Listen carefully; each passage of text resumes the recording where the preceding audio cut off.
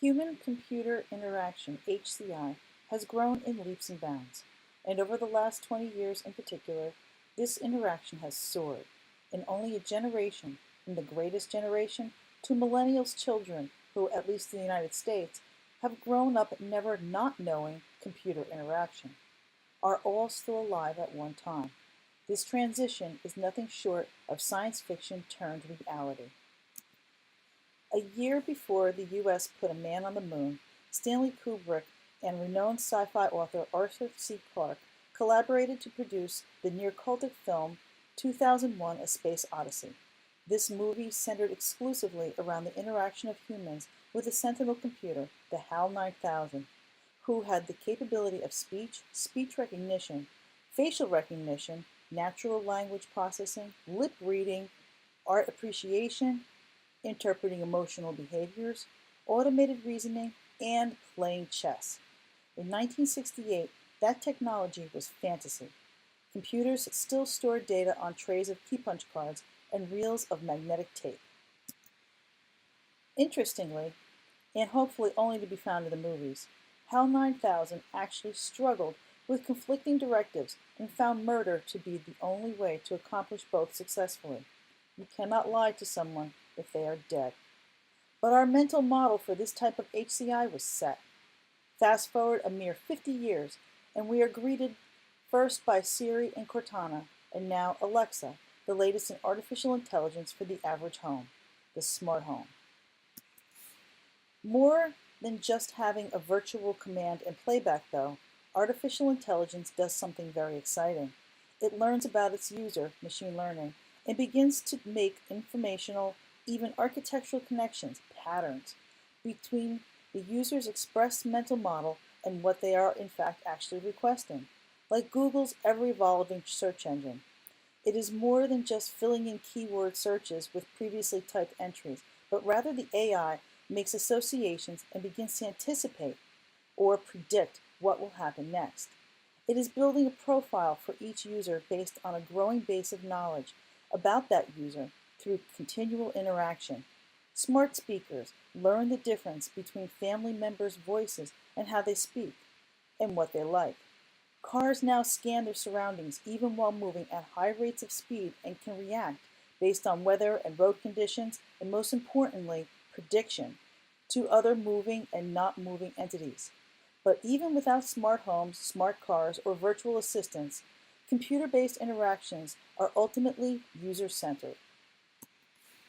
This human-computer interaction requires experiences, professionals, expertise, as much as computer geeks equipped with incredible algorithms.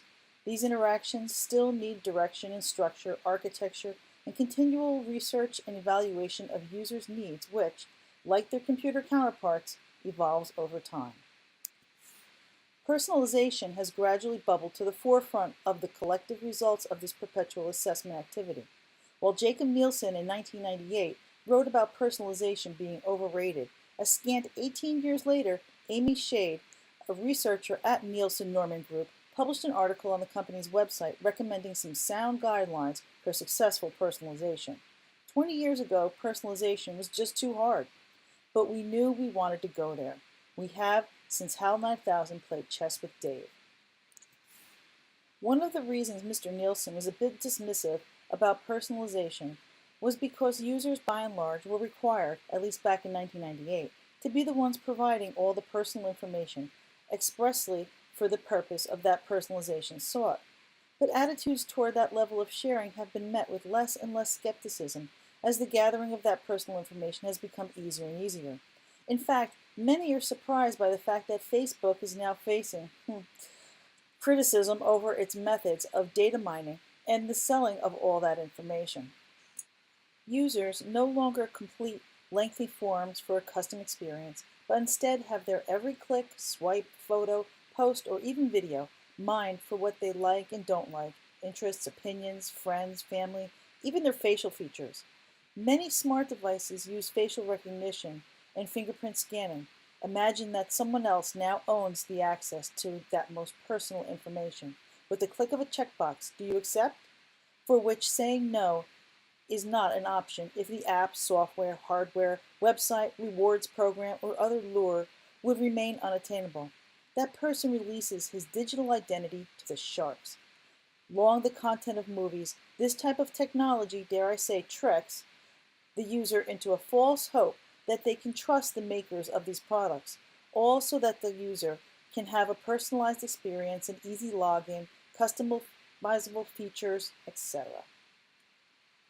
But while I sound nearly conspiratorial, what does research say about this?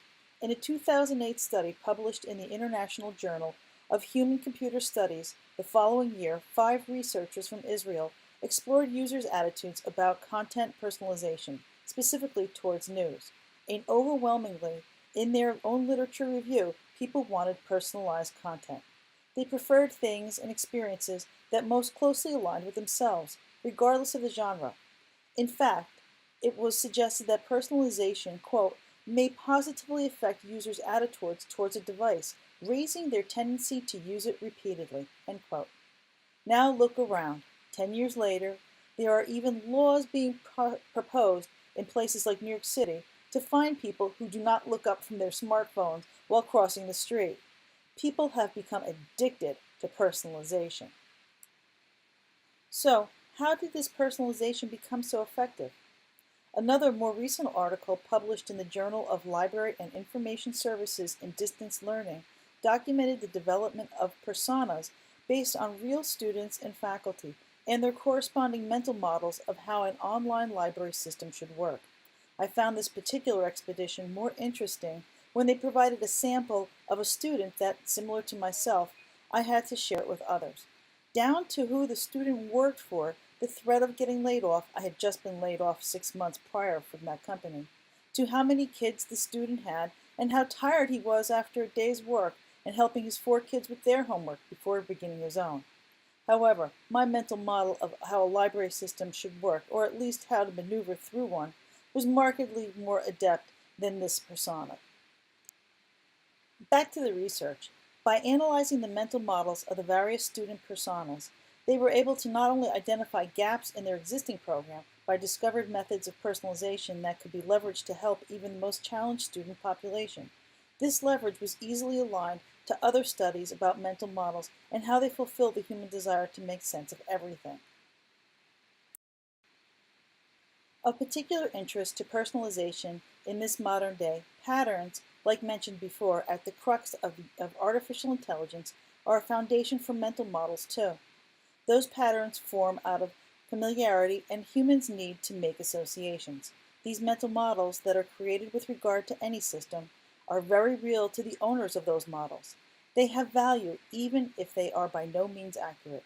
Quote, these mental models drive expectations, preferences, reasoning in any interaction with the system or process represented by the model, end quote. So, personalization, individualized experiences, developed and nurtured through both research, artificial intelligence, machine and deep learning, and great design, continue to grow with our collective imaginations. Like that of the movies, human-computer interactions have and will continue to be increasingly more human-to-human interactions. And those computers will begin to be more like accommodating friends than machines.